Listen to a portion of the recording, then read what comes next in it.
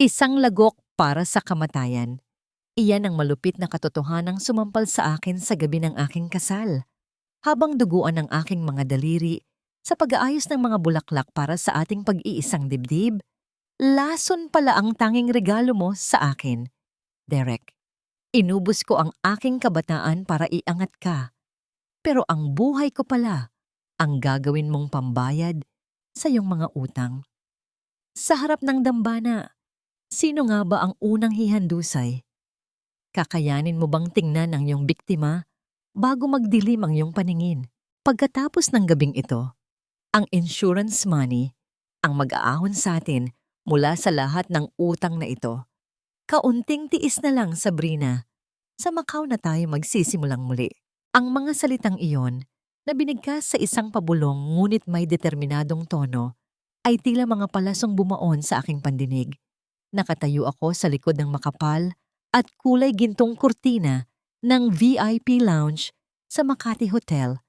Pigil ang hininga habang ang bawat himaymay ng aking pagkatao ay unti-unting nangangatog. Ang boses na yon ay hindi nagkakamali. Iyon ang boses ni Derek, ang lalaking nakatakda kong pakasalan sa loob lamang ng ilang oras, ang lalaking pinag-alayan ko ng 10 taon ng aking buhay, ang dahilan kung bakit tinitiis ko ang lahat ng pagod at hirap. Dahan-dahan kong tiningnan ang aking mga kamay. Puno ng maliliit na sugat at gasgas ang aking mga daliri. Bakas ng ilang oras na pag-aayos ko ng mga sariwang rosas at sampagwita para sa aming reception. Pinili kong gawin ang lahat ng dekorasyon ng mag-isa upang makatipid kami, upang ang perang matitipid ay maipambayad sa mga huling bayarin sa bahay na pangarap naming itayo. Ang bawat tusok ng tinik sa aking balat ay itinuring kong bahagi ng sakripisyo para sa aming kinabukasan. Ang sakit ng aking likod at ang pamamanhid ng aking mga paa ay tila nawawala tuwing iisipin kong ito na ang simula ng aming habang buhay. Pero sa isang iglap, ang lahat ng pagod na yon ay naging isang malupit na biro. Mula sa maliit na siwang ng kortina, nakita ko si Derek na nakatayo malapit sa bar. Hawak niya ang isang maliit na bote at sa isang mabilis ngunit maingat na pagkilos, ibinuhos niya ang isang walang kulay na likido sa baso ng sampan na may nakatali na puting laso. Iyon ang basong nakalaan para sa akin, para sa tradisyonal na toast ng bagong kasal. Ang kanyang mukha, na dati ay puno ng lambing sa aking paningin, ay tila naging isang maskara ng kasamaan sa ilalim ng madilim na ilaw ng silid. Walang bakas ng pag-aalinlangan, walang bakas ng pagmamahal. Ang tanging naroon ay ang ganid ng isang taong handang pumatay para sa pera. Ang aking lalamunan ay tila hinigpitan ng isang invisible na kamay. Tuyot, at hindi ako makahinga. Naramdaman ko ang malamig na pawis na dumadaloy sa aking likuran, habang ang bawat pintig ng aking puso ay tila isang tambol na sumasabog sa loob ng aking dibdib. Ang aking mga tuhod ay nanghina, tila mawawalan ng lakas na itayo ang aking sarili, ngunit nanatili akong nakatitig sa basong yon. Ang baso ng aking kamatayan, ang bawat pangarap na binuo namin, ang mga simpleng gabi ng pagkukwentuhan, ang mga plano para sa aming magiging anak, ang bawat pangakong binitawan niya sa ilalim ng liwanag ng buwan, ay tila mga piraso ng salaming nabasag at nagkalat sa aking paanan. Nang marinig ko ang papalapit na mga hakbang ni Derek patungo sa kinaroroonan ko, mabilis akong umurong at pumasok sa madilim na pasilyo ng kitchen staff. Ang bawat hakbang ko ay mabigat, tila hinihila ng isang malalim na hukay. Ang paligid na dati ay puno ng musika at tawanan ng mga bisitang naghahanda sa labas ay tila naging isang malayo at walang saysay na ingay. Ang lahat ng kulay ng paligid ay naglaho, naiwan ng isang mundong puno ng abo at panlilinlang. Paano nagawang gawing negosyo ng isang tao ang buhay ng babaeng tinatawag niyang mahal? Gaano kalalim ang utang na yon para maging kabayaran ang aking huling hininga? Sa gitna ng aking pagkawasak, isang malamig na katotohanan ang gumapang sa aking isipan. Ang kasalang ito, na itinuring kong rurok ng aking kaligayahan, ay isa palang marangyang bitag na ang layunin ay ibaon ako sa lupa. Habang nakatayo ako sa gitna ng kadiliman, hawak ang aking wedding gown na tila naging isang kulay puting shroud. Isang tanong ang paulit-ulit na umaalingaw-ngaw sa aking isipan, sa wikang tila sumasalamin sa aking nagdurugong puso. Sa dambana bang ito, ako magsisimulang mabuhay o dito rin ba ako tuluyang mamamatay sa kamay ng taong aking pinakamamahal? Ang bawat kislap ng mga kristal na chandelier sa loob ng Grand Ballroom ay tila mga matatalim na bubog na gustong sumugat sa aking mga mata. Ang paligid ay puno ng halimuyak ng mga sariwang rosas at sampagita. Mga bulaklak na ako mismo ang nag-ayos. Ngunit ngayon ay tila amoy ng isang libingang bagong hukay. Nakasuot ako ng aking puting belo, ngunit sa ilalim nito, ang aking mukha ay malamig pa sa yelo at ang aking mga labi ay halos mawalan na ng kulay. Sa bawat hakbang ko patungo sa harap ng maraming tao, nararamdaman ko ang bigat ng bawat hibla ng aking wedding gown na tila isang tanikalang humihila sa akin pababa sa impyerno. Are you okay, sweetheart? Mukhang namumutla ka. Masyado ka yatang napagod sa pag-aayos ng reception natin. Bulong ni Derek habang hinahawakan niya ang aking siko. Ang kanyang tinig ay puno ng pekeng pag-aalala. Ang uri ng lambing na dati ay nagpapatalon sa aking puso sa tuwa. Ngunit ngayon ay nagdudulot lamang ng matinding pandidiri sa aking buong pagkatao. Ngumiti ako ng pilit, isang pagngiti na hindi umaabot sa aking mga mata. I'm just overwhelmed, Derek. Hindi ko lang akalain na darating tayo sa moment na ito. Sagot ko sa kanya sa wikang Taglish. Pilit na itinatago ang panginginig ng aking boses. Gusto kong sumigaw. Gusto kong itanong sa kanya kung paano niya nagagawang hawakan ako ng ganito habang hinihintay niya lamang ang aking huling hininga. Dumating ang sandali ng tradisyonal na toast. Ang mga server ay lumapit bit-bit ang isang silver tray kung saan nakalagay ang 2 baso ng sampan. Ang isa ay may nakataling puting laso. Ang basong kanina lamang ay nakita kong nilagyan niya ng lason. Ang bawat tibok ng aking puso ay tila isang malakas na bayo sa aking dibdib habang papalapit ang tray sa amin. Alam ko, ito na ang huling pagkakataon ko para mabuhay. Eksaktong paglapit ng tray, isang grupo ng mga pinsan ni Derek ang mabilis na lumapit sa amin para sa isang group photo. Sa gitna ng bahagyang kaguluhan, tawanan, at pag-uunahan ng mga tao na makasama sa litrato, ang aking kamay ay tila may sariling isip na gumalaw. Sa isang iglap, habang ang atensyon ng lahat ay nasa kamera, mabilis kong inikot ang tray sa kamay ng server. Ang basong may puting laso ay napunta sa tapat ni Derek, habang ang basong walang lason ay naiwan sa aking tapat. A toast for the most beautiful bride and my partner for life, deklara ni Derek sa harap ng mikropono. Itinaas ang basong may puting laso nang may malapad na ngiti. Ang kanyang mga mata ay nagniningning sa kaisipan ng malaking pera na makukuha niya mula sa aking kamatayan. To our future, Mila. To the life we'll build together. Itinaas ko rin ang aking baso, ngunit ang aking paningin ay nakapako sa kanyang mga labi. Pinanood ko ang dahan-dahang paglapat ng baso sa kanyang bibig. Sa bawat paglagok niya, tila isang bahagi ng aking nakaraan ang unti-unti ring namamatay. Ininom niya ang lahat ng laman nito hanggang sa huling patak, na tila uhaw na uhaw sa tagumpay na akala niya ay abot kamay na niya. Ilang sandali ang lumipas, ang malapad na ngiti ni Derek ay unti-unting napalitan ng pagkalito. Ang basong hawak niya ay dahan-dahang dumulas mula sa kanyang nanginginig na mga daliri at bumagsak sa makapal na alpombra, nagdulot ng pagtalsik ng natitirang likido. Ang kanyang mga kamay ay mabilis na napunta sa kanyang leeg, tila may humahakal sa kanya sa gitna ng maraming tao. Ang kanyang mga mata ay nanlaki, naging mapula, at ang kanyang hininga ay naging isang mabigat at hirap na paghabol sa hangin. Napatigil ang musika. Ang tawanan ay napalitan ng mga sigaw ng pangamba. Bumagsak si Derek sa kanyang mga tuhod, ang kanyang katawan ay tila nawalan ng buto habang nanginginig ng hindi kontrolado. Sa gitna ng kaguluhan ng mga bisitang tumatakbo patungo sa amin, nanatili akong nakatayo, walang kibo, at nakatitig sa kanya habang nakasubsob siya sa sahig, isang malapot at madilim na likido, ang unti-unting bumalong mula sa sulok ng kanyang bibig, tumulo sa kanyang puting barong na tila isang sumpa.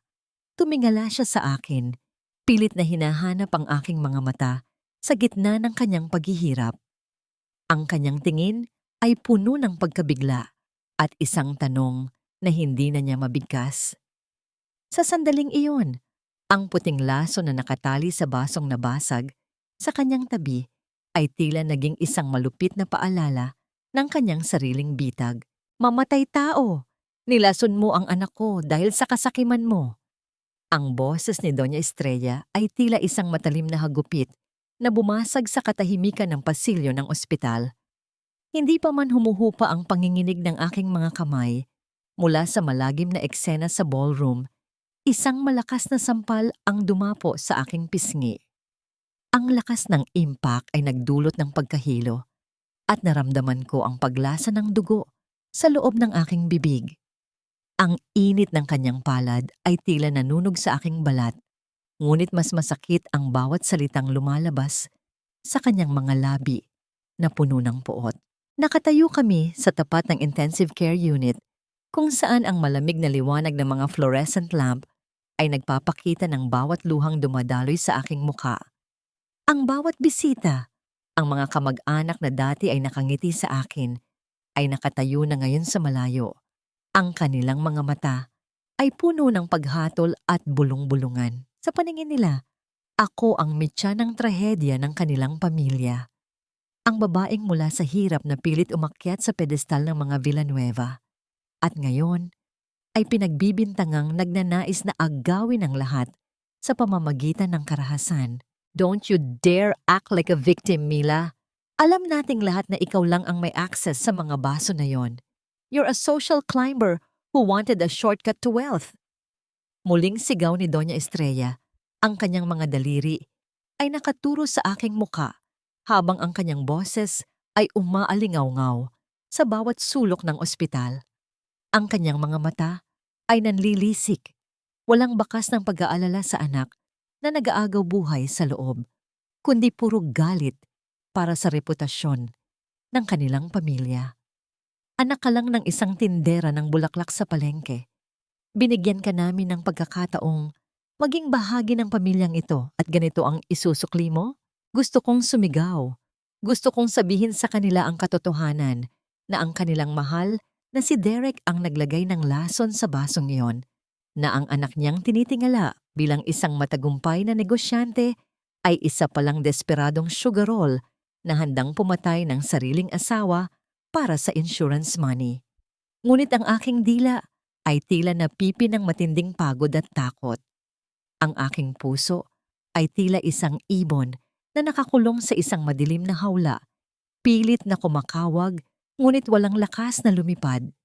Paano ako mananalo sa isang labanan kung saan ang kalaban ko ay ang yaman, impluensya at ang malupit na paghusga ng lipunan? Dahan-dahan akong tumingala sa kanya. Ang aking paningin ay malabo dahil sa luha. Tita, hindi ko po magagawa iyon. Mahal ko po si Derek. Pabulong kong sagot. Ang boses ko ay halos hindi marinig sa tindi ng aking pangangatog. Ngunit ang aking isipan ay bumabalik sa imahe ni Derek habang ibinubuhos ang lason. Ang bawat salitang mahal ko po ay tila mga tinik na sumusugat sa aking sariling lalamunan dahil alam kong ang pag-ibig na yon ay isa ng bangkay. Huwag mo akong matawag-tawag na tita. Mula ngayon, hanggat hindi lumalabas ang resulta ng investigasyon, mananatili ka sa mansyon sa ilalim ng aking pangangasiwa. Ang kanyang boses ay naging malamig at puno ng banta. Lumapit siya sa akin hanggang sa maramdaman ko ang kanyang hininga sa aking tenga. You will act as the loyal and grieving wife. You will follow every word I say. Kapag nalaman kong may sinabi ka kahit kanino na makakasira sa pangalan ni Derek o ng pamilyang ito, sisiguraduhin kong pati ang nanay mong may sakit ay mabulok sa kalsada. Do you understand, Mila? Ang kanyang mga salita ay tila isang mabigat na pinto na sumara sa aking harapan.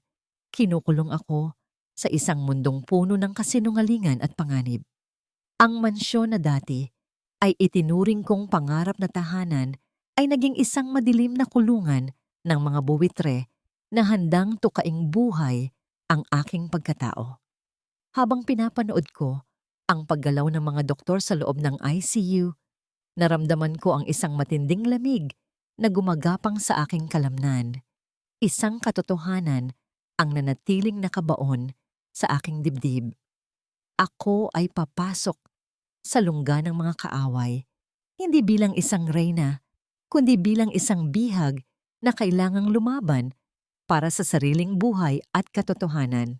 Paano ko mapapatunayan ang aking kawalang sala kung ang tanging saksi sa krimen ay ang lalaking kasalukuyang nakikipagbuno sa kamatayan?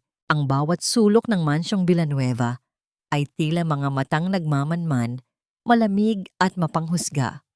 Sa gitna ng malawak na silid na dapat sana ay naging pugad ng aming pagmamahalan ni Derek, nakaupo ako sa gilid ng kama. Yakap ang aking sarili habang ang bawat hininga ko ay tila may kasamang bigat ng 1,000 bato. Ang bango ng insenso at ang amoy ng lumang kahoy ng mga muebles ay hindi na nagbibigay ng katahimikan, kundi isang pakiramdam ng pagkakakulong sa isang gintong hawla na unti-unting dumidilim. Mabigat na sumara ang pintong kahoy, yumanig ang mga dingding sa tindi ng pagkakasa nito, at pumasok si Doña Estrella. Hawak niya ang isang kulay pilak na rosaryo. Ang kanyang mga daliri ay mabilis na humahawak sa bawat butil nito na tila isang ritual ng pagpapakitang tao. Ang kanyang mukha ay seryoso, walang bahid ang emosyon, maliban sa isang klase ng awtoridad na naglalayong basagin ang anumang natitirang lakas sa aking loob. Luhod, Mila. Ang utos niya, ang boses ay mahinahon, ngunit may talim na hindi kayang baliwalain. Kailangan nating ipagdasal ang kaligtasan ng kaluluwa ng aking anak. Ang isang asawang may bahid ng kasalanan ay dapat lamang na magmakaawa sa langit para sa kapatawaran. Wala akong nagawa kundi ang sumunod. Sa bawat pag-usal niya ng mga dasal, nararamdaman ko ang kanyang mga mata na nakatitig sa akin, tila sinusuri ang bawat hibla ng aking pagkatao. Ang bawat salita ng dasal ay tila nagiging isang paratang. You should be thankful, Mila. Kung hindi dahil sa pamilyang ito, nasaan ka na? Isang hamak na tagatinda ng bulaklak na walang kinabukasan. Ang pagtitiis mo ngayon ay maliit na sakripisyo lamang para sa dangal na ibinigay namin sa iyo. Ito ang kanyang paraan ng pagpapahirap, ang gamitin ng Diyos at ang konsepto ng tungkulin upang gawin akong maliit sa aking sariling paningin. Ang gaslighting na ito ay tila isang dahan-dahang pagbuhos ng lason sa aking isipan. Pinapaniwala ako na ako ang may pagkukulang, na ako ang dapat mahiya. Mila, look at yourself. You are nothing without the Villanueva name. Kaya kahit anong mangyari, mananatili kang tapat sa amin. Iyan ang tanging paraan para mabayaran mo ang utang na loob mo. Dagdag niya bago siya tumayo at iniwan akong mag-isa sa gitna ng malamig na silid. Nang marinig ko ang kanyang mga hakbang na papalayo, dahan-dahan akong tumayo. Ang aking diwa ay tila pagod na pagod. Ngunit may isang bagay sa sulok ng silid, malapit sa basurahan ng maliit na study table ni Derek, ang kumuha ng aking atensyon. Isang piraso ng papel na tila mabilis na nilukot at itinapon, ngunit hindi tuluyang nabaon sa ilalim ng iba pang kalat. Dahan-dahan ko itong kinuha at binuklat. Ang aking mga daliri ay nanginginig habang binabasa ang bawat salita. Ito ay isang opisyal na liham mula sa isang kilalang bangko. Ang mga salitang "Final Notice of Foreclosure" ay tila mga kidlat na gumuhit sa aking paningin. Ang mansyong ito, ang lahat ng karangyaang ipinagmamalaki ni Doña Estrella, ay nakatakda na palang bawiin ng bangko sa loob ng susunod na 3 buwan dahil sa hindi mabayarang utang. Napaupo ako sa sahig. Ang papel ay mahigpit na hawak sa aking dibdib. Ang lahat ng kanilang pagmamalaki, ang lahat ng kanilang panglalait sa aking pagiging mahirap ay isa palang marupok na maskara. Ang bawat patak ng pawis ko sa pag-aayos ng resepsyon upang makatipid ay hindi lamang pala dahil sa pagtitipid, kundi dahil wala na silang pambayad. At ang insurance policy na kinuha ni Derek para sa akin, ang halagang iyon ang tanging paraan nila upang mailigtas ang kanilang pangalan mula sa kahihiyan ng pagiging pulubi. Isang matinding pait ang lumutang sa aking lalamunan. Hindi lamang nila ako gustong patayin para sa pera. Gusto nila akong gawing pambayad sa kanilang mga kasalanan habang patuloy akong nilalait at niyayurakan. Habang nakatitig ako sa liham na yon, isang panibagong apoy ang unti-unting nagliliyab sa aking puso. Isang apoy na hindi na nanggagaling sa sakit, kundi sa isang matinding pagnanais na mahanap ang katarungan. Paano ko haharapin ang isang pamilyang handang pumatay upang mapanatili ang isang kasinungalingan, lalo na't ngayong hawak ko na ang unang piraso ng katotohanang maaari silang wasakin? Ang amoy ng disinfectant sa puting pasilyo ng ospital ay tila sumasakal sa aking hininga. Bawat langhap ay nagpapaalala sa akin ng kamatayan at ng malapit ng maghingalong katotohanan. Nakaupo ako sa isang malamig na upuang bakal, hinihintay ang anumang balita tungkol kay Derek, nang biglang mabasag ang katahimikan ng isang pamilyar ngunit nakakangilong presensya.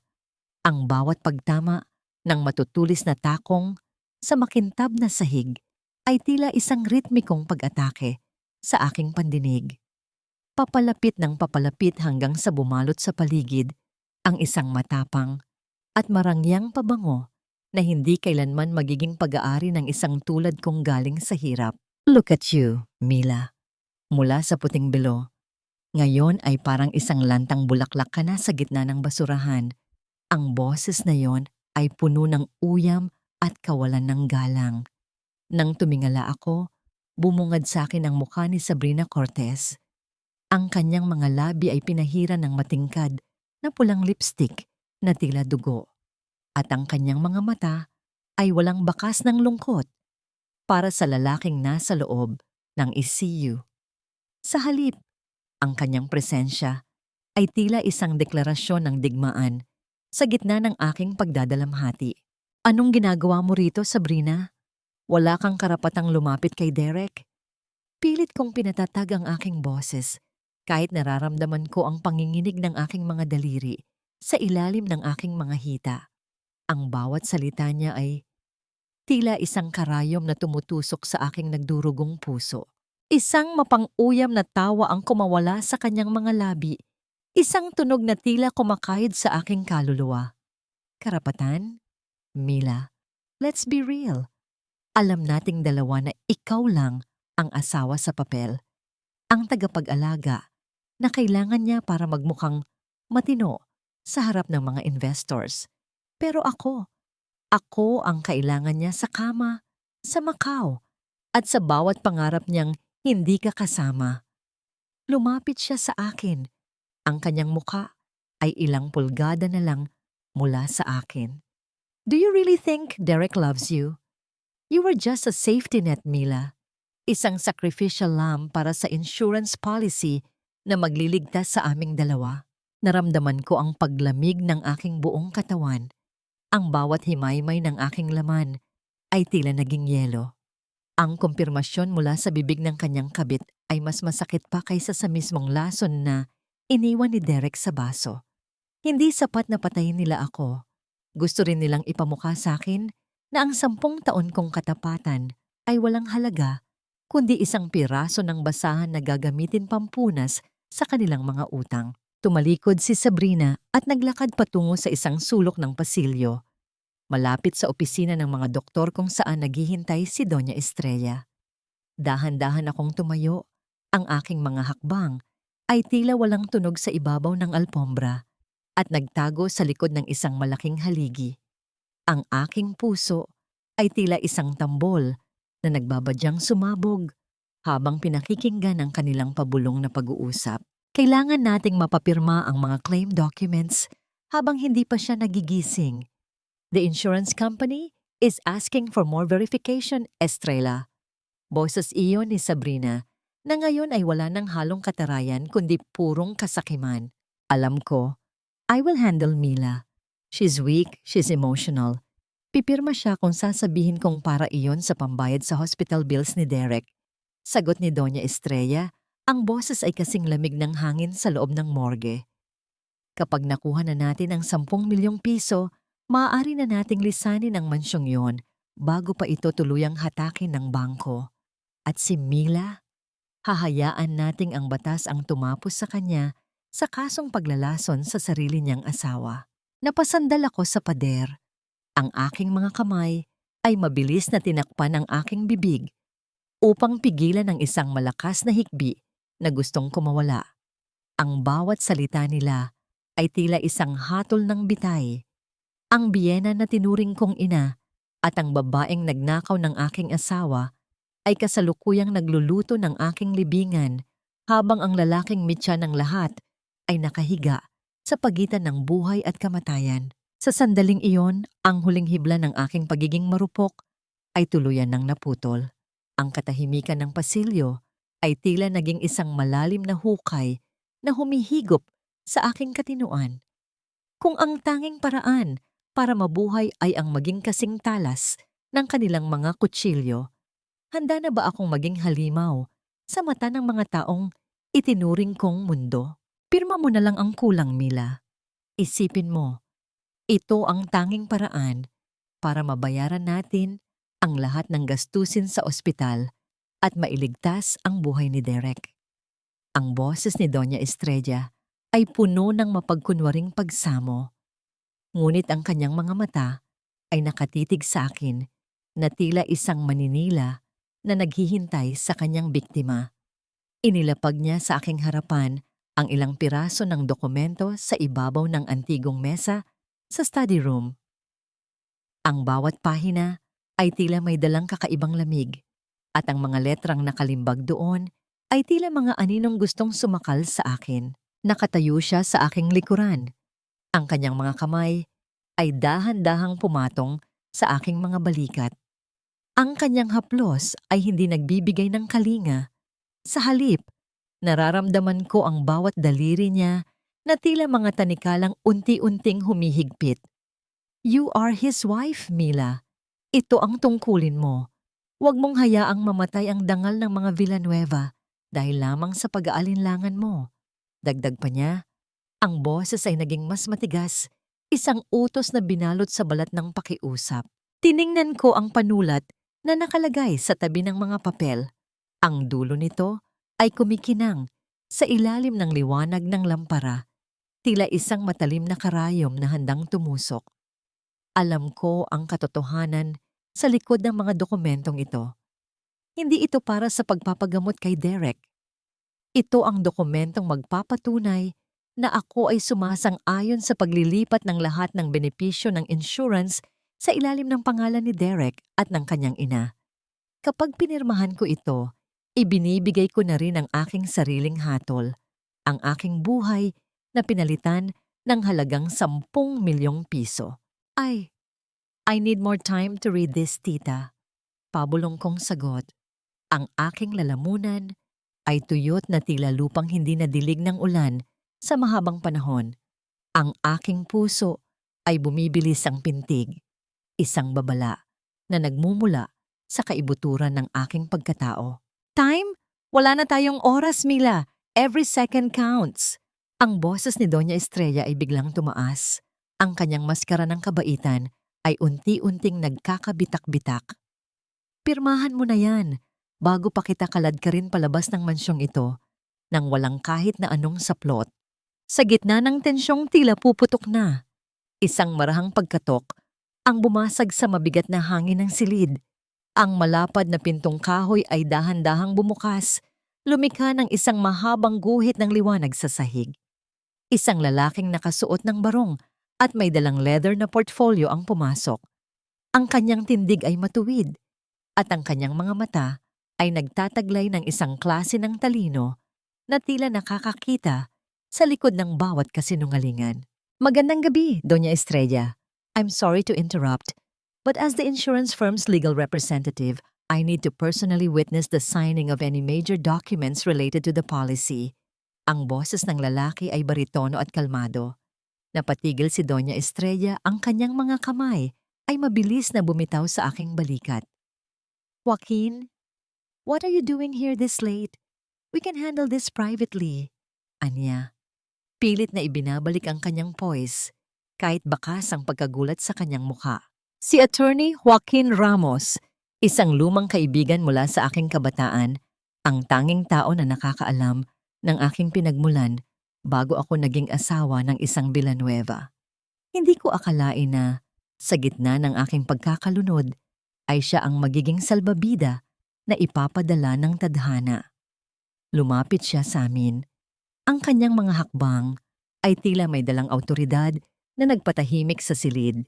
Lumapit siya sa akin upang ayusin ang ilang dokumento sa mesa. Sa isang mabilis at maingat na pagkilos, habang nakatalikod si Doña Estrella upang kumuha ng tubig, idinikit ni Joaquin ang kanyang mukha sa aking tenga. Naramdaman ko ang init ng kanyang hininga at ang seryosong tono ng kanyang pabulong na babala na tila isang kidlat na tumama sa aking diwa. Huwag kang pipirma, Mila. Papatayin ka nila kapag nakuha na nila ang gusto nila. Ang mga salitang iyon ay tila mga kutsilyong humiwa sa huling hibla ng aking pag-aalinlangan. Ang kanyang mga mata, nang tumingin siya sa akin, ay puno ng pagmamalasakit at babala. Nanigas ako sa aking kinauupuan. Ang aking kamay na hawak ang panulat ay tuluyang nanghina. Ang malamig na katotohanan ay tila isang malaking alon na humampas sa akin. Ang aking pinakasalan ay hindi lamang isang bahay ng dusa, kundi isang libingang unti-unting tinatabunan ng lupa. Habang ako ay humihinga pa, hindi muna ako pipirma, tita. Masama ang pakiramdam ko, tila umiikot ang paligid. Pabulong kong pahayag, habang dahan-dahang itinatabi ang panulat. Ang aking mga daliri ay malamig pa sa yelo, at ang bawat hininga ko ay tila isang kapos na pagsisikap na manatiling gising sa gitna ng isang bangungot. Nakita ko ang biglang pagtalim ng tingin ni Doña Estrella. Ang kanyang mga labi ay gumaralgal sa tindi ng pigil na galit. Ngunit naroon si Joaquin, ang aking tanging kalasag sa sandaling iyon. I think it's best if Mila rests, Doña Estrella. Ang mga ganitong kalaking dokumento ay hindi dapat pinipirmahan sa ilalim ng stress o pressure. It might invalidate the claim if the court finds out she wasn't in her right mind. Seryosong saad ni Joaquin. Ang kanyang boses ay kalmado, ngunit may kasamang babala na nagpaurong sa balak ng matandang babae. Wala nang nagawa si Estrella kundi ang ihatid si Joaquin sa labas, habang ako naman ay mabilis na naglakad patungo sa aking silid, ngunit hindi upang matulog. Nang masiguro kong balot na ng katahimikan ang buong mansyon, at tanging ang malayo at mahinang paghampas ng hangin sa mga bintana ang naririnig, dahan-dahan akong lumabas ng kwarto. Ang bawat hakbang ko sa makinis na sahig ay tila isang sayaw sa ibabaw ng mga bubog. Maingat, madilim, at puno ng kaba. Ang tungo ko ay ang pribadong opisina ni Derek. Ang silid na dati ay bawal kong pasukin nang walang pahintulot niya. Ang lugar kung saan nakatago ang mga sikretong unti-unting pumapatay sa akin. Ang pinto ng opisina ay nagbigay ng isang mahinang tunog ng pag-ungol. Mula sa mga bisagra nito, nang dahan-dahan ko itong itulak. Ang amoy ng mamahaling leather at tuyong tabako ay sumalubong sa akin. Mga amoy na dati ay iniuugnay ko sa tagumpay ng aking asawa. Ngunit ngayon ay tila amoy ng pagkabulok. Ginamit ko ang mahinang liwanag mula sa aking cellphone upang hanapin ang susi ng kanyang drawer. Naalala ko ang isang gabi, taon na ang nakalipas, nang makita ko siyang itinago ito sa loob ng isang antigong orasan sa ibabaw ng mantel. Ang mahinang pag-ikot ng bakal sa loob ng lock ay nagbigay ng hudyat na bukas na ang huling kuta ng kanyang mga lihim. Ang bawat pahina na aking binubuklat ay tila isang sampal ng katotohanan. Nakita ko ang mga resibo ng mga transaksyon sa online gambling. Mga halagang hindi ko akalaing kayang itaya ng isang matinong tao sa loob lamang ng isang gabi. Ang bawat numero ay tila mga uod na gumagapang sa aking paningin. Nilalamon ang bawat alaala ng aming pagsasama. Ngunit ang pinakamasakit na natuklasan ko ay ang isang maliit na notebook na nakatago sa ilalim ng mga makakapal na folder. Doon ay nakalista ang lahat ng perang hiniram niya sa akin sa loob ng 3 taon. Ang perang pinaghirapan ko mula sa pagtitinda ng mga bulaklak, ang perang itinatabi ko para sa operasyon ng aking nanay Rosa sa kanyang mga mata. Lahat ng iyon ay hindi napunta sa investment o sa pambayad ng bahay. Ipinatalo niya ang paningin ng aking ina para lamang sa isang sandali ng ligaya sa sugalan. Naramdaman ko ang pagdaloy ng mainit na luha sa aking mga pisngi, hindi dahil sa takot, kundi dahil sa isang matinding pagkamuhing ngayon ko lamang naramdaman. Ang lalaking pinag-alayan ko ng lahat ay hindi lamang pala nagnakaw ng aking kinabukasan. Ninakawan niya rin ng pag-asa ang pinakamahalagang tao sa aking buhay. Ang bawat sakripisyo ko, ang bawat gabing hindi ako natutulog upang tapusin ang mga event decorations ay naging puhunan lamang para sa kanyang bisyo. Sa gitna ng aking pagluha, isang mahinang tunog ng pagtama ng sapatos sa sahig sa labas ng pinto ang nagpapatigil sa tibok ng aking puso. Ang anino mula sa ilalim ng pinto ay dahan-dahang lumaki, nagpapahiwatig na may taong nakatayo sa labas at pinagmamasdan ng bawat kilos ko sa loob ng kadiliman. Ang aking kamay na hawak ang mga ebidensya ay nanginginig at ang aking hininga ay tila naging isang mabigat na pasanin sa aking dibdib. Dahan-dahang bumukas ang pinto at ang liwanag mula sa pasilyo ay tumama sa aking mukha. Inilalantad ang lahat ng aking nadiskubre. Isang boses ang bumasag sa katahimikan, malamig at walang emosyon na tila nagmumula sa kailaliman ng lupa. Masyado ka ng maraming nalalaman, Mila. Hindi ba't sinabi ko na sa'yo na ang pag-uusisa ay hindi nakakabuti para sa isang asawang tulad mo? Pera lang yan, Mila.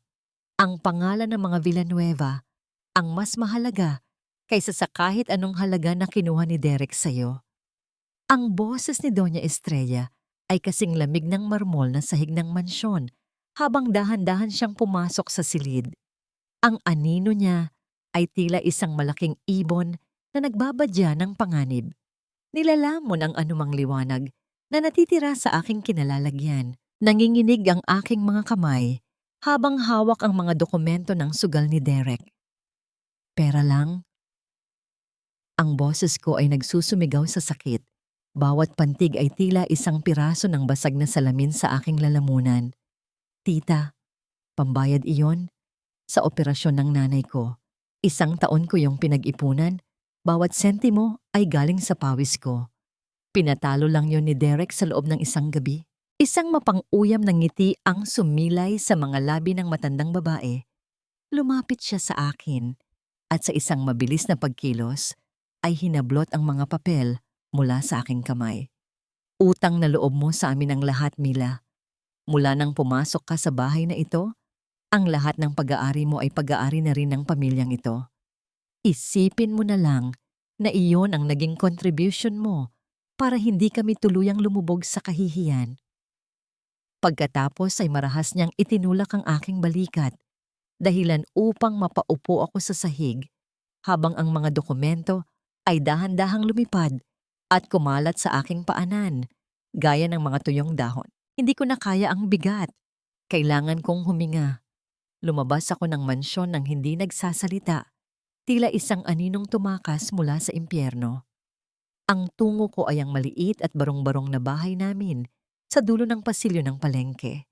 Ang lugar kung saan nananatili ang kaisa-isang liwanag ng aking buhay. Pagpasok ko pa lamang sa maliit na pintuan, ay sumalubong na sa akin ang pamilyar at nakakalunod na bango ng mga sampagita. Ang bawat talulot ay tila may dalang alaala ng aking pagkabata, ng bawat sakripisyo ni Nanay Rosa para mapagtapos ako ng pag-aaral. Nakaupo siya sa isang maliit na bangkito, ang kanyang mga mata ay natatakpan ng puting sapot ng katarata. Ngunit ang kanyang mga kamay ay bihasa pa ring nagtatali ng mga bulaklak para gawing kwintas. Mila, ikaw ba yan, anak? Ang kanyang boses ay tila isang mahinahong himig na nagpatahimik sa bagyong nagngangalit sa aking dibdib. Lumapit ako sa kanya at dahan-dahang lumuhod sa kanyang harapan. Inilapat ko ang aking mukha sa kanyang mga tuyot at magaspang na palad. Bakit nanginginig ang mga kamay mo, anak? At bakit ang dami mong sugat? Naramdaman ko ang kanyang mga daliri na dahan-dahang humahaplos sa mga gasgas sa aking mga daliri. Mga sugat na nakuha ko mula sa pag-aayos ng reception ni Derek. Hindi ko napigilan ang pagtulo ng aking mga luha, ngunit nanatili akong tahimik. Paano ko sasabihin sa kanya na ang lalaking pinagkatiwalaan niya ay ninakawan siya ng pagkakataong makita muli ang liwanag? Paano ko aaminin na ang kanyang operasyon ay naging taya lamang sa isang laro ng baraha? Nay, pasensya na po. Hindi ko po kayo nagawang protektahan. Pabulong kong saad. Ang boses ko ay tila nalulunod sa bango ng sampagita. Hinawakan ni Nanay Rosa ang aking baba at iniharap ang aking mukha sa kanya, kahit alam kong hindi niya ako nakikita. Anak, ang tunay na kagandahan ng bulaklak ay hindi nakikita sa kanyang talulot, kundi sa tibay ng kanyang samyo sa gitna ng dilim. Huwag kang luluha para sa mga bagay na nawala na. Lumaban ka para sa mga bagay na mayroon ka pa. Sa sandaling iyon, habang ang halimuyak ng sampagita ay bumabalot sa aming dalawa, ang aking pangangatog ay dahan-dahang napalitan ng isang malamig at matalim na paninindigan. Ang bawat sugat sa aking kamay ay tila naging isang paalala. Hindi na ako muling luluhod sa mga Villanueva. Kung ang kanilang pangalan ay nakatayo sa ibabaw ng mga pangarap ng mga taong tulad namin, ako ang magiging bagyong mawasak sa kanilang toreng bato. Ngunit bago pa man ako makapagsalita, isang itim na sasakyan ang dahan-dahang tumigil sa tapat ng aming pintuan. Ang anino ni Doña Estrella ay muling lumitaw. Hawak ang kanyang mamahaling payong na tila isang sandata. Ang kanyang tingin sa aming maliit na tahanan ay puno ng pandidiri. At ang kanyang susunod na sasabihin ay tila isang bagong banta na gigising sa aking natutulog na galit. Kailangan mo nang bumalik sa mansyon, Mila. May mga reporter na naghihintay para sa iyong pahayag tungkol sa katapatan mo sa asawa mong nag-aagaw buhay. O baka gusto mong ipaalala ko sa iyo kung gaano kadaling mawala ang lahat nang meron kayo rito. Ang dahan-dahang pagbukas ng mga mata ni Derek ay tila pag-angat ng isang mabigat na tabing sa isang entablado ng panlilinlang.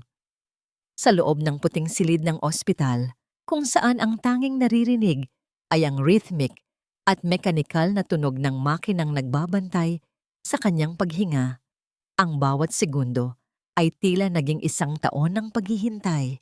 Nakatayo ako sa paanan ng kanyang kama, ang aking mga kamay ay mahigpit na nakakuyom sa bulsa ng aking coat. Pinipigilan ang panginginig na dulot ng takot at pagkamuhi. Mila, asawa ko. Ang boses niya ay mahina, paos at puno ng tila totoong lumbay. Ang kanyang mga tuyot na labi ay dahan-dahang gumalaw upang bikasin ang aking pangalan.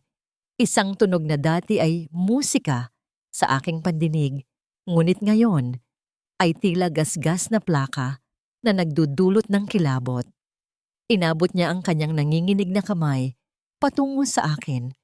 Ang kanyang mga mata ay tila nagmamakaawa, pilit na humahanap ng simpatiya sa gitna ng kanyang kahinaan. Lumapit ako ng dahan-dahan. Ang bawat hakbang ko ay tila pagtapak sa manipis na yelo. Nang maramdaman ko ang lamig ng kanyang palad sa aking balat, naramdaman ko ang pagbaliktad ng aking sikmura. Derek, gising ka na. Ang tanging naisagot ko sa wikang Taglish, pilit na pinanatiling walang emosyon ang aking mukha. Gusto kong sumigaw.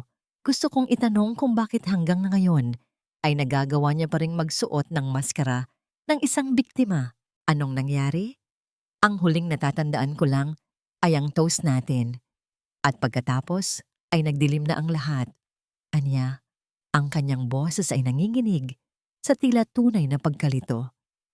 Did I faint? Sobrang stress ba ako sa trabaho kaya ako nagkasakit? Ang kanyang mga salita ay tila isang masterclass ng gaslighting. Pilit niyang binubura ang alaala ng lason, ang alaala ng kanyang sariling krimen, upang gawin akong baliw sa sarili kong paningin. Dahan-dahan siyang bumangon, kahit bakas ang hirap sa kanyang bawat galaw. Ang bawat pag-ungol niya ng sakit ay tila isang paanyaya para sa aking pagkalinga. Isang bitag na matagal ko nang kinahulugan noon. I'm sorry, Mila. I'm so sorry kung nasira ko ang gabi natin. I will make it up to you. I promise, hinding-hindi na kita iiwan. Patuloy niya, habang ang kanyang mga mata ay nananatiling nakapako sa akin ng may tila wagas na katapatan. Ngunit habang inaalalayan ko siyang maupo, ang aking kamay ay hindi sinasadyang nasagi ang ilalim ng kanyang unan. Isang matigas at malamig na bagay ang naramdaman ng aking mga daliri. Isang maliit na patalim na itinago doon. Tila isang proteksyon o isang banta na hindi ko inaasahan. Ang aking puso ay tila tumigil sa pagtibok sa sandaling iyon. Ang lalaking ito, na kasalukuyang umiiyak at humihingi ng tawad, ay may hawak na sandata sa gitna ng kanyang tila paghihingalo. Hinarap niya ako at bigla akong hinila para sa isang yakap. Ang kanyang mga braso ay pumalibot sa aking katawan, mahigpit, tila ayaw akong pakawalan. Ang amoy ng gamot at ang kanyang sariling pawis ay bumalot sa akin. Isang amoy na tila sumasakal sa aking katinoan. Naramdaman ko ang kanyang hininga sa aking tenga, mainit at puno ng panganib. Kailanman ay hindi ka makakaalis sa akin, Mila. Bulong niya. Ang boses ay wala na ang panghihina, kundi napalitan ng isang madilim at matalim na katiyakan. Kahit anong mangyari, mananatili kang asawa ko. Dahil kung hindi ka sa akin, hindi ka na mapupunta sa kahit na kanino pa. Do you understand me, sweetheart? Napatitig ako sa kawalan habang ang kanyang yakap ay tila naging isang tanikalang bakal. Ang kanyang paggising ay hindi pala simula ng kanyang pagsisisi, kundi simula ng isang mas matindi at mas mapanganib na laro ng kuting at daga. Ang tanong na nananatili sa aking isipan habang nakasandal ako sa kanyang dibdib ay hindi na kung paano siya magbabago, kundi kung paano ako makakatakas ng buhay mula sa bisig ng isang halimaw na nagpapanggap na nagmamahal. Ang pagsusuot ng maskara ng isang tapat na asawa ay tila paglakad sa ibabaw ng nagbabagang mga uling na kailangang itago sa pamamagitan ng isang matatamis na ngiti. Sa loob ng aming silid sa mansyon, kung saan dinala si Derek upang doon na lamang magpagaling sa ilalim ng pangangalaga ng mga pribadong nurse, at higit sa lahat, sa ilalim ng aking mga kamay, ang hangin ay tila laging kapos at puno ng mga lihim. Ang bawat haplos ko sa kanyang noo, ang bawat pag-aayos ko ng kanyang kumot, ay isang sakripisyong tila unti-unting pumapatay sa aking kaluluwa. Ubusin mo itong sopas, Derek. Pinagluto kita para mabilis kang lumakas at makabalik na tayo sa dati. Ang aking tinig ay malambing, puno ng mapagpanggap na pag-aalala habang inihihipan ko ang mainit na sabaw. Sa bawat pagsubok ko sa kanya, nararamdaman ko ang pagbaliktad ng aking sikmura. Ang bawat pagdampi ng kutsara sa kanyang mga labi ay tila isang paalala ng lason na itinimpla niya para sa akin. Salamat, Mila. You're really the best wife anyone could ever ask for. I'm so lucky to have you. Sagot niya. Ang kanyang mga mata ay nagniningning sa tila tunay na pasasalamat. Hinawakan niya ang aking kamay. Pinisil ito ng dahan-dahan na tila ba kami ay nasa gitna ng isang romantikong pelikula. Ang init ng kanyang palad ay nagdulot ng kilabot na gumapang sa aking balat. Ngunit hindi ako gumalaw. Nanatili akong nakangiti. Tila isang tapat na alipin ng kanyang mga kasinungalingan. Sa gitna ng aming pag-uusap, dahan-dahan kong inilagay ang isang maliit na florera ng mga bulaklak sa gilid ng kanyang side table. Ang mga bulaklak na bigay ni Joaquin, kung saan sa ilalim ng mga makukulay na talulot ay nakatago ang isang maliit na recording device. Ang kagamitang ito ang magsisilbing aking mga mata at tenga sa dilim. Ang kukuha ng mga salitang hindi niya kailanman bibitawan sa aking harapan. Ang bawat pag-ayos ko ng mga bulaklak ay tila isang ritual ng paghahanda para sa kanyang sariling pagbagsak. Nang sumapit ang gabi at balot na ng katahimikan ng buong mansyon, nagkunwari akong natutulog sa maliit na sofa sa sulok ng silid. Narinig ko ang dahan-dahang pag-upo ni Derek sa kama. Ang tunog ng pagkiskis ng telala ng kanyang kumot sa kutsyon ay tila isang babala. Inakala niyang malalim na ang aking tulog. Ilang sandali pa, narinig ko ang mahina at pabulong na pag-uusap sa telepono. Kinabukasan, sa ilalim ng lilim ng malaking puno sa hardin, nanginginig ang aking mga kamay habang isinusuot ko ang earphone upang pakinggan ang naitala ng device. Ang bawat salitang lumalabas mula sa recording ay tila mga matatalim na kutsilyong humihiwa sa aking katinuan. Don't worry, Sabrina. Konting tiis na lang. Hahayaan ko lang siyang maniwala na okay na kami. Kapag nakuha na ni Mama ang pirma niya sa huling insurance waiver, hindi na natin siya kailangan. Ang boses ni Derek ay malamig, puno ng sarkasmo, at walang bakas ng emosyong ipinapakita niya sa akin tuwing umaga. Masyadong tanga si Mila. Akala niya talaga ay nagsisisi ako. After this, we'll head straight to Macau. I'll make sure she's taken care of permanently. Napatakip ako sa aking bibig upang pigilan ng isang malakas na pagsigaw. Ang bawat pintig ng aking puso ay tila isang malakas na bayo na gustong bumutas sa aking dibdib. Hindi lamang nila gustong kunin ang pera. Ang taken care of permanently ay isa palang hatol ng kamatayan na nakaplano na kung kailan isasagawa. Ang lalaking pinapakain ko ng sopas, ang lalaking pinupunasan ko ng pawis, ay kasalukuyang nagbibilang na lamang ng mga araw bago ako tuluyang ibaon sa lupa. Habang nakatitig ako sa malayo, ang bango ng mga bulaklak sa hardin ay tila naging amoy ng kandila sa isang lamay. Ang laro ng pagpapanggap ay hindi na lamang tungkol sa paghahanap ng ebidensya. Ito ay isa ng karera, laban sa oras, para sa aking huling hininga. Paano ko haharapin ang kanyang mga ngiti mamayang gabi? Ngayong alam ko na ang bawat yakap niya ay tila isang sukat para sa aking magiging kabaong. Ang pagtakas mula sa mansyon ng mga Villanueva ay tila pag-alis sa isang madilim na kuta kung saan ang bawat dingding ay may tenga at ang bawat anino ay may mga matang nagmamanman. Nagsuot ako ng isang malapad na sombrero at itim na salamin. Pilit na itinatago ang aking mukha sa ilalim ng init ng araw sa Maynila. Ang bawat pagtama ng aking sapatos sa semento ay tila isang mabilis na hudyat ng kaba na yayanig sa aking buong pagkatao. Hindi ko alam kung hanggang kailan ko kayang panindigan ang pagpapanggap sa harap ni Derek, lalo na't ang bawat salita niya sa recording ay tila lason na unti-unting pumapatay sa aking katinuan. Ang aming tagpuan ni Joaquin ay sa isang lumang simbahan sa Intramuros, kung saan ang mga pader na bato ay saksi sa daan-daang taon ng mga lihim at panalangin. Ang bango ng nasusunog na kandila at ang malamig na hangin sa loob ng katedral ay nagbigay sa akin ng panandaliang kapayapaan. Ngunit ang aking puso ay nanatiling tila isang ibon na pilit kumakawag sa loob ng isang masikip na hawla.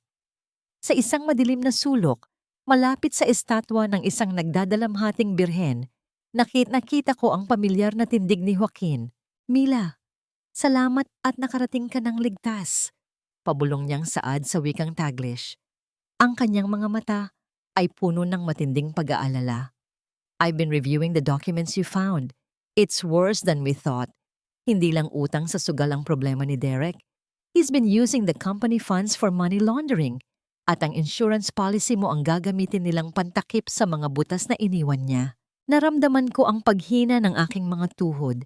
Tila mawawalan ako ng lakas na tumayo sa gitna ng malamig na sahig. Joaquin, narinig ko siya. Narinig ko sa recording. Plano nilang iligpit ako kapag nakuha na nila ang pirma ko. Ang aking boses ay gumaralgal. Bawat pantig ay tila isang piraso ng kristal na sumusugat sa aking lalamunan. I'm scared. Hindi lang para sa sarili ko, kundi para kay Nanay Rosa. What if saktan nila ang nanay ko para lang makuha ang gusto nila? Hinawakan ni Joaquin ang aking mga kamay. Ang init ng kanyang palad ay tila isang angkla sa gitna ng nagngangalit na dagat ng aking takot. Hindi ko hahayaang mangyari iyon, Mila. We have enough to start a fraud case, but we need more concrete evidence of the attempted murder. Ang pagpapalit mo ng baso ay hindi sapat sa korte kung walang testigong makakapagpatunay na siya ang naglagay ng lason. Nag-usap kami ng masinsinan. Ang aming mga tinig ay tila mga bulong na nalulunod. Sa layo ng matataas na kisame ng simbahan, inabot ko sa kanya ang maliit na recording device, ang kaisa-isang alas na hawak ko laban sa mga halimaw na naninirahan sa mansyon. Sa bawat sandaling magkalapit kami, nararamdaman ko ang bigat ng panganib na aming kinakaharap. Ang aming pagkikita ay hindi lamang isang pag-uusap ng magkaibigan. Ito ay isang pakikipagsabwatan para sa aking kaligtasan. You need to go back, Mila. Mag-ingat ka. Don't let them suspect anything. I will work on this secretly. Huling bilin ni Joaquin bago kami maghiwalay. Tumayo ako at dahan-dahang naglakad patungo sa pintuan ng simbahan. Ang sikat ng araw ay tila sumasampal sa aking mukha paglabas ko sa malaking pintong kahoy. Ngunit bago pa man ako makahakbang pababa ng hagdan, napatigil ang aking mundo. Sa kabilang dako ng kalsada, nakaparada ang isang pamilyar na itim na sasakyan. Ang sasakyang madalas gamitin ng tauhan ni Doña Estrella. Sa loob ng sasakyan, nakita ko ang isang lalaking may suot na barong. Ang kanyang mga mata ay nakapako sa amin ni Joaquin. Ang paggalaw ng kanyang kamay patungo sa kanyang radyo ay tila isang malamig na hudyat ng panganib. Ang aming lihim na pagkikita ay hindi na lihim. Sa gitna ng mataong kalsada, naramdaman ko ang isang matinding panlalamig na tila ba ang aking kabaong ay unti-unti nang ibinababa sa lupa. Paano ako babalik sa mansyon ngayong? Alam ko na ang bawat kilos ko ay itatala na rin sa listahan ng aking mga kasalanan sa mata ng mga Villanueva. Ang hapagkainan ng mga Villanueva ay tila naging isang entablado kung saan ang bawat galaw ay may nakatagong patalim. Sa ilalim ng malamig na liwanag ng kristal na chandelier, ang pagdampi ng mga pilak na kutsara at tinidor sa mamahaling porselana ay naglilikha ng isang tunog na tila mga babala sa gitna ng nakabibinging katahimikan.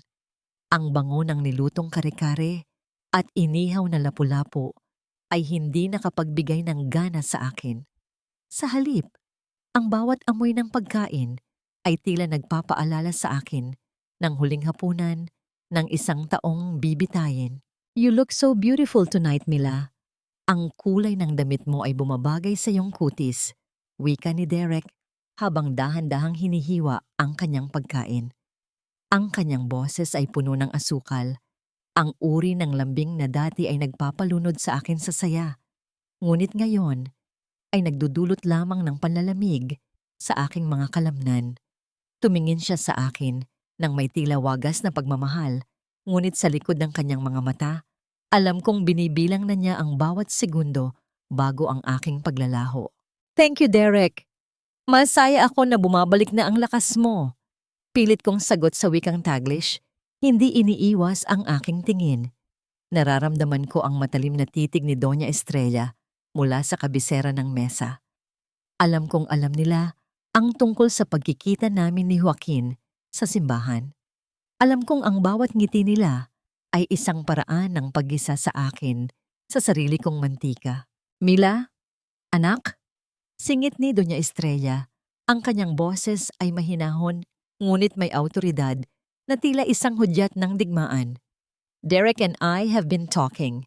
After the hearing tomorrow, we want you to have a break. You've been through so much. Derek planned a surprise trip for the both of us to Macau. Isang linggo kayong magpapahinga roon para makapagsimula kayong muli ng malayo sa gulo. Naramdaman ko ang pagtigil ng pintig ng aking puso. Macau. Ang lugar na nabanggit ni Derek sa recording. Ang lugar kung saan plano nilang iligpit ako ng permanente.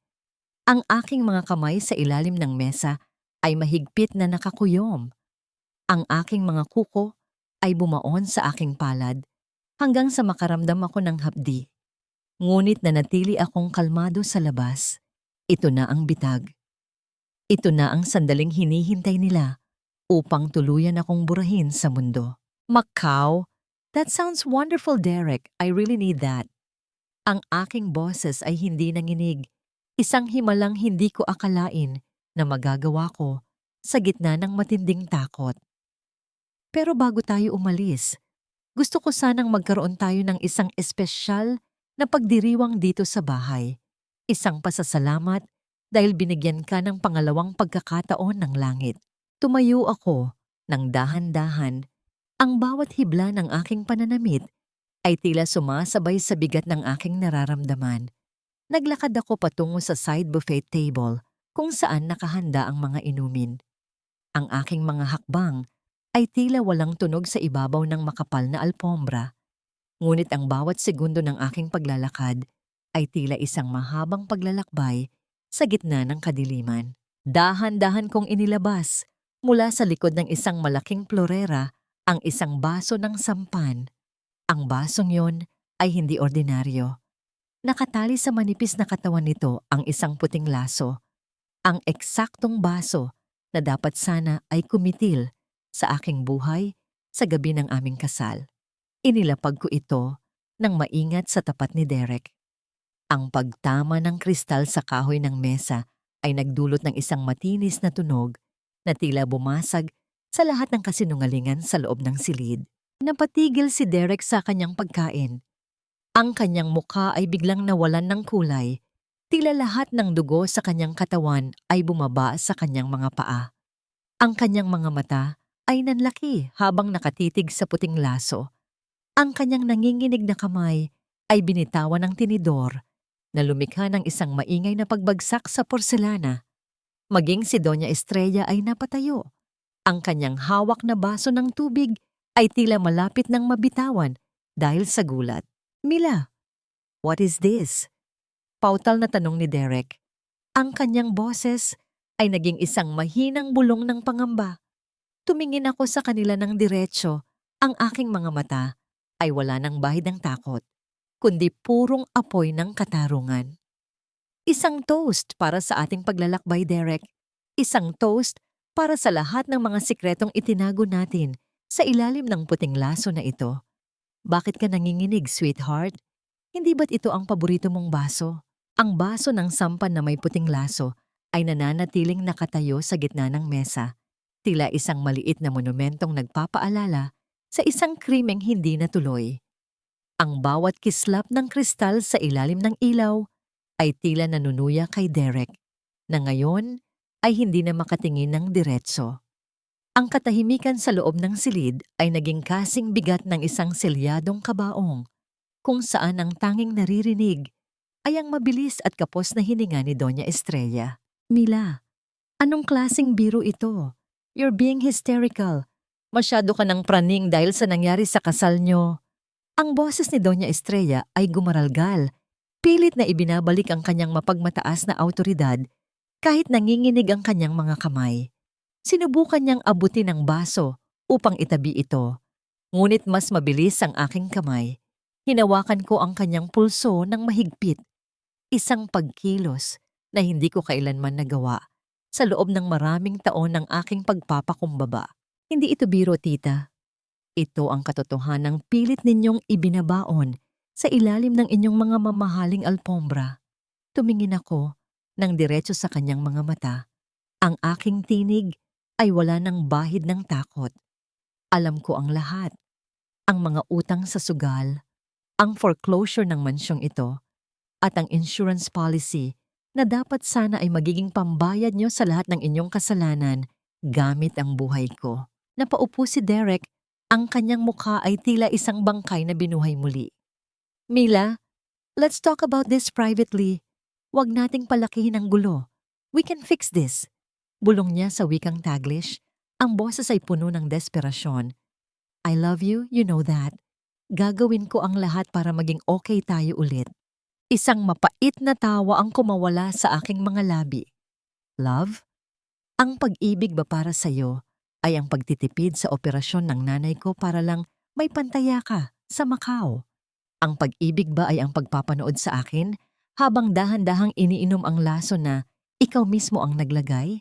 Bago pa man makasagot si Derek, ang malakas at sunod-sunod na pagpalo sa malaking pintong kahoy sa labas ay umalingaw-ngaw sa buong mansyon.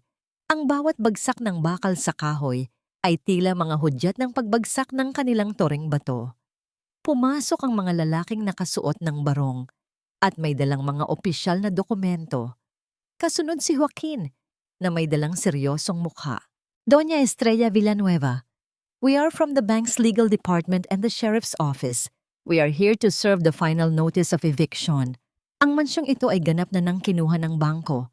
Ang pahayag ng isa sa mga lalaki ay tila isang malakas na sampal na nagpatahimik sa buong silid. Ngunit hindi doon nagtapos ang lahat. Dahan-dahang lumapit si Joaquin sa malaking telebisyon sa sala na nakaharap sa amin sa dining room. Sa isang pindot ng remote, ang itim na screen ay nagliwanag. Doon, sa harap ng lahat, ay nagplay ang video mula sa security camera ng hotel sa gabi ng kasal. Ang malinaw na anggulo kung saan nakikita si Derek na naglalagay ng likido sa baso habang tumatawa kasama si Sabrina sa telepono. Napahawak si Doña Estrella sa kanyang dibdib. Ang kanyang mukha ay namula bago tuluyang nawala ng kulay. Ang kanyang pangarap na dangal, ang pangalan ng mga Villanueva na tinitingala niya ng higit pa sa kanyang sariling kaluluwa, ay tila mga basag na porselanang nagkalat sa sahig. Ang kanyang pagwawala ay nagsimula. Isinumpa niya ako, tinawag akong ahas, habang ang mga tauhan ng bangko ay nagsimulang maglagay ng mga stickers ng foreclosure sa kanilang mga antigong gamit. Habang pinapanood ko ang pagguho ng kanilang mundo, naramdaman ko ang isang kakaibang ginhawa na humahalo sa sakit. Ang toreng itinayo sa kasinungalingan ay tuluyan ng naging abo. Tumingin ako kay Derek na ngayon ay nakaluhod na sa sahig at pilit na inaabot ang aking laylayan. Ngunit ang tanging nararamdaman ko na lamang para sa kanya ay ang isang malalim at malamig na kapatawaran para sa sarili kong kahapon. Tapos na ang paghahari niyo, tita. Pabulong kong saad sa gitna ng kaguluhan. Ang bango ng sampagitan ng nanay ko ay mananatili. Pero ang amoy ng lason sa bahay na ito ay kailanman ay hindi nyo na maikukubli. Ang bawat hakbang ng mga awtoridad sa loob ng malawak na sala ng mansyon ay tila mga huling tunog ng batingaw para sa mga Villanueva.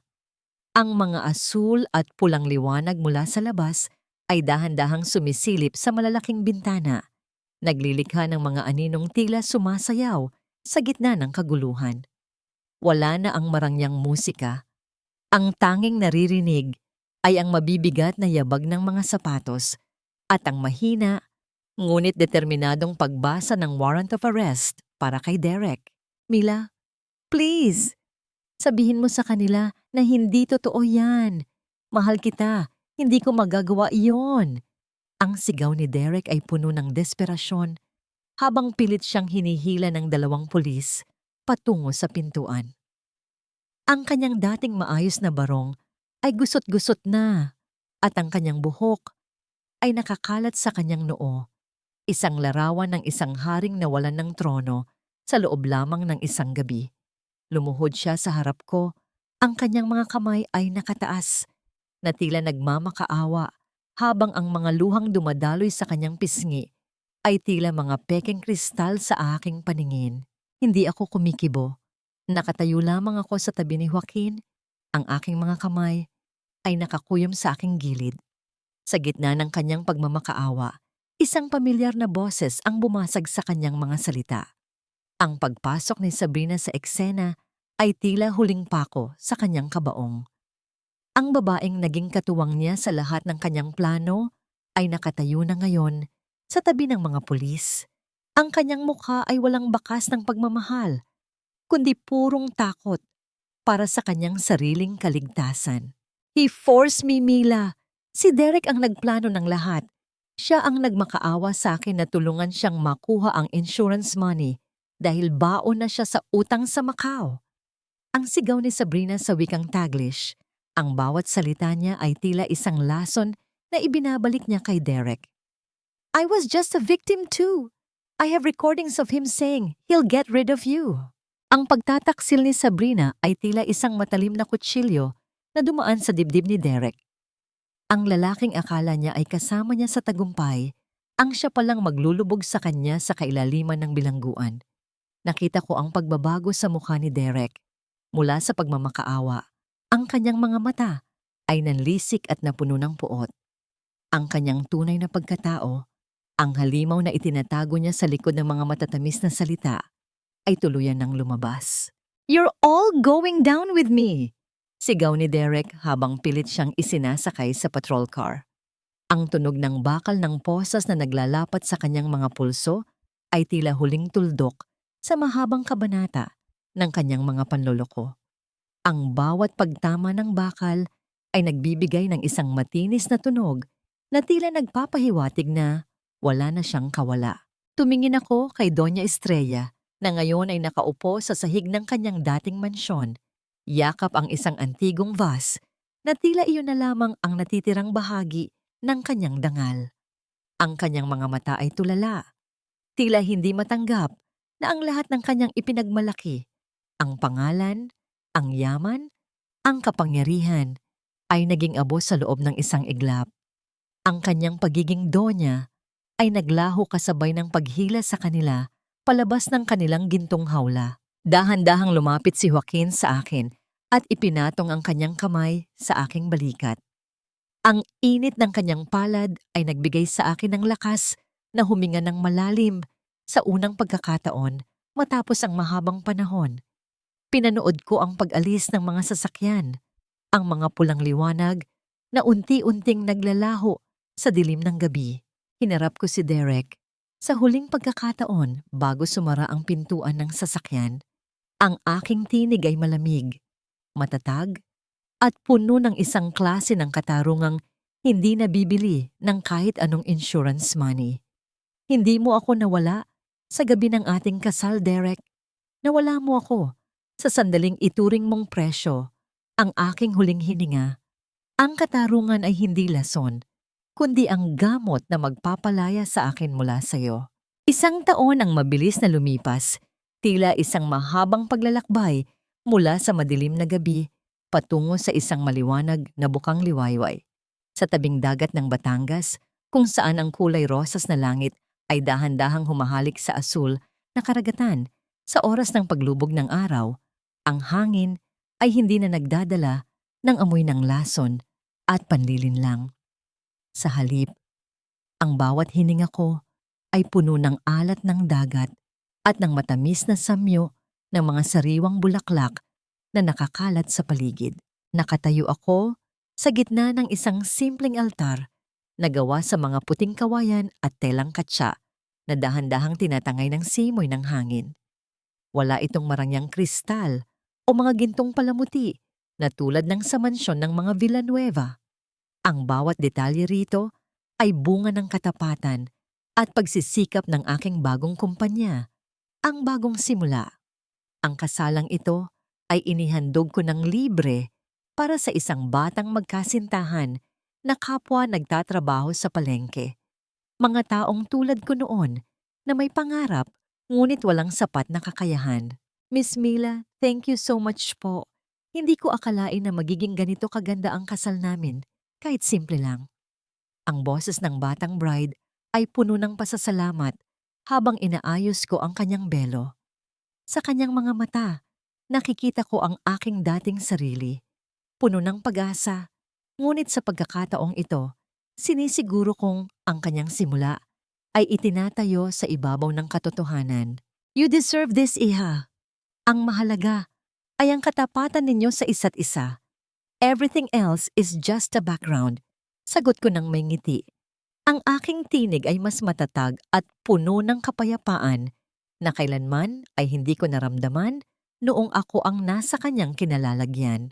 Dahan-dahan akong lumapit sa unang hanay ng mga upuan kung saan nakaupo ang pinakamahalagang panauhin ng aking buhay.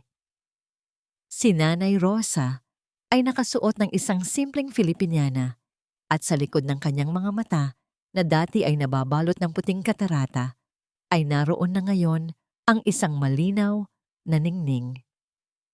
Ang operasyong ipinagkait ni Derek ay matagumpay na naisagawa gamit ang perang nakuha ko mula sa pagbebenta ng mga alahas na itinago ko bago pa tuluyang makuha ng bangko ang lahat sa mga Villanueva.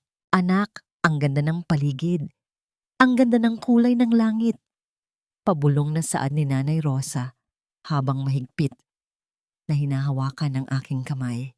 Naramdaman ko ang init ng kanyang palad. Isang haplos na nagpapatunay na ang lahat ng sakit na pinagdaanan ko ay may katapat na pabuya.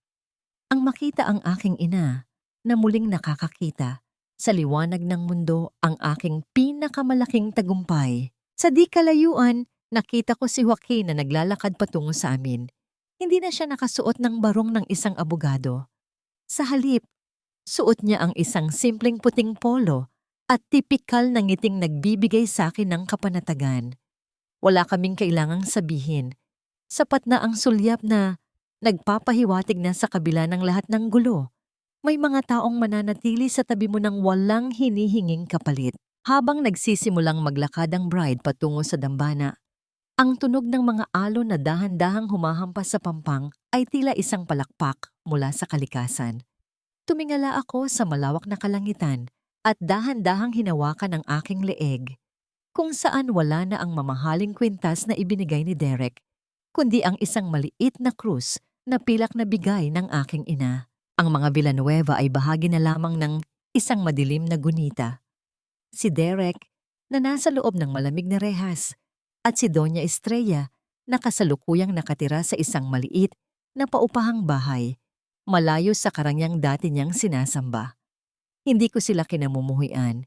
Sa halip, kinahahabagan ko sila dahil sa gitna ng kanilang yaman, sila ang tunay na naghihirap dahil sa kawalan ng pag-ibig. Isang matamis na ngiti ang sumilay sa aking mga labi habang pinapanood ko ang pagpapalitan ng mga sumpa ng bagong magkasintahan. Ang bawat pangako nila ay tila isang awit ng paglaya para sa aking sariling puso. Ako si Mila, at sa wakas, sa ilalim ng liwanag ng papalubog na araw, nahanap ko na ang aking tunay na tahanan. Isang tahanang hindi gawa sa bato, kundi sa pag-ibig na malaya, tapat, at higit sa lahat, buhay. Ang sikat ng umaga na tumatagos sa bintana ng aking bagong opisina ay tila isang mainit na yakap mula sa langit. Nagbibigay ng liwanag sa bawat sulok ng silid na puno ng mga plano para sa hinaharap. Sa ibabaw ng aking mesa, isang maliit na florera ng mga sariwang sampagita ang nagkakalat ng kanilang pamilyar at malinis na bango. Isang halimuyak na hindi na nagpapaalala sa akin ng hirap, kundi ng tagumpay at ng dangal na kailanman ay hindi kayang bilhin ng salapi. Wala na ang panginginig sa aking mga kamay. Ang mga daliri ko na dati ay puno ng sugat mula sa pagtitiis sa mga Villanueva ay maayos na ngayon, bihasa sa paghabi ng mga pangarap para sa ibang tao. Napatingin ako sa isang maliit na frame sa gilid ng aking computer. Larawan namin yon ni Nanay Rosa sa harap ng aming bagong bahay sa Batangas. Ang kanyang mga mata ay maliwanag, nakatingin ng diretso sa kamera nang may ngiting puno ng katarungan. Sa tabi niya ay si Joaquin, na naging katuwang ko hindi lamang sa batas, kundi sa muling pagtayo ng aking nadurog na pagkatao. Marami ang nagtatanong sa akin kung napatawad ko na ba sina Derek at Doña Estrella. Ang sagot ko ay palaging isang tipid na ngiti. Ang pagpapatawad ay hindi nangangahulugang kinalimutan ko ang kanilang ginawa, kundi ang pagpili kong huwag nang hayaang maging bilanggo ang aking puso sa kanilang mga kasalanan. Pinalaya ko ang aking sarili, hindi para sa kanila, kundi para sa aking sariling kapayapaan. Nabalitaan ko kamakailan na si Derek ay kasalukuyang nagsisilbi ng kanyang sentensya sa loob ng bilangguan, malayo sa karangyang dati niyang ipinagmamalaki. Si Doña Estrella naman ay madalas daw makitang nakaupo sa labas ng isang maliit na paupahang kwarto. Hawak ang kanyang rosaryo habang kinakausap ang sarili tungkol sa mga nakaraang piging na hindi na muling babalik. Ang kanilang kinahinatnan ay hindi ko na itinuturing na aking tagumpay. Ito ay ang natural na daloy ng tadhana na tinatawag nating karma. Ang bawat lason na itinanim nila sa buhay ng iba ay sila rin ang kailangang lumagok sa huli. Ang hiya na pilit nilang itinago ay naging isang malupit na aninong hindi na sila iniwan. Sa bawat kasalang iniayos ko ngayon, palaging may isang aral na ibinabahagi ko sa mga bagong magkasintahan. Ang pag-ibig ay hindi dapat maging isang tanikala, at ang sakripisyo ay may hangganan. Ang tunay na pagmamahal ay dapat nagpapalago, hindi nagpapalunod.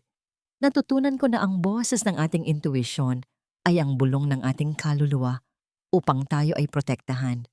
Kung hindi ako nakinig sa pintig ng aking kaba sa gabing iyon ng kasal, marahil ay isa na lamang akong pangalan sa isang lapida ngayon. Ngunit narito ako, humihinga, nagmamahal, at malaya. Habang inililigpit ko ang aking mga gamit para sa huling event ng linggong ito, dahan-dahan kong hinawakan ang isang puting laso na nakatago sa aking drawer. Hindi na ito simbolo ng kamatayan, kundi isang paalala na sa gitna ng pinakamadilim na pagsasabuatan, ang katotohanan ay laging makakahanap ng paraan upang lumabas.